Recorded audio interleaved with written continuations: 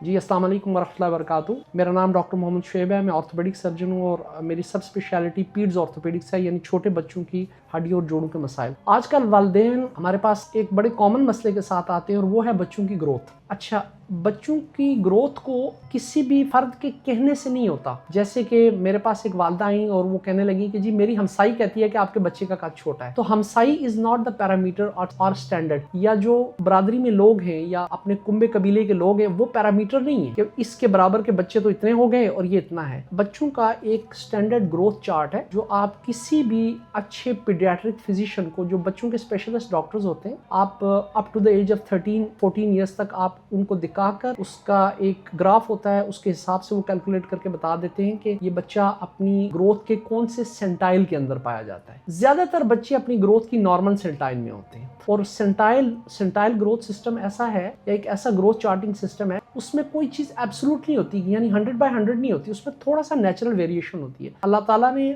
दोनों हाथों में, हर इंसान में अगर ये 10 उंगलियां हैं तो हर उंगली का साइज मुख्तलिफ है, उसकी शेप मुख्तलिफ है, किसी में थोड़ा सा कर्व है, किसी में थोड़ी सी बोइंग है, कोई उंगली जरा पतली है, कोई जरा मोटी है, किसी में स्ट्रेंथ कम है। तो इसको नेचुरल डिस्ट्रीब्यूशन कहते हैं। तो जो एक ग्रोथ का चार्ट है उसके अंदर एक डिस्ट्रीब्यूशन होती है कि इस एज से इस एज तक बच्चे नॉर्मल हैं या नहीं। हाँ, बाज बच्चे ऐसे होते हैं जैसे एक कॉन्ड्रोप्लेजिया। अब एक कॉन्ड्रोप्लेजिया एक ऐसी फिजिकल कंडीशन है कि उसको किसी दवाई के साथ एड्रेस नहीं किया जा सकता, वो एक जेनेटिक फिनोमिना है। और एक कॉन्ड्रोप्लेजिया के बच्चे अमूमन थोड़ा सा कद में छोटे रह जाते हैं। अच्छा, बाज ऐसी चीजें जैसे ग्रोथ हार्मोन डिफेक्ट, जो पीड्स के डॉक्टर हैं वो ग्रोथ हार्मोन्स को देख के तो उन बच्चों की ट्रीटमेंट करते हैं और वो बच्चे अपनी हाइट को दोबारा गेन कर लेते हैं। बीइंग एन ऑर्थोपेडिक सर्जन, अगर कोई, मैं आपको जो बताने जा रहा हूँ, जो चीज मेरी फील्ड के अंदर है, मेरी स्पेशलिटी के अंदर है, वो ये है कि अगर किसी बच्चे की एक टांग किसी वजह से छोटी रह गई, हेमीमिलिया की वजह से छोटी रह गई, या PFFD जिसको हम प्रॉक्सिमल फेमोरल फोकल डेफिशिएंसी कहते हैं, उसकी वजह से छोटी रह गई,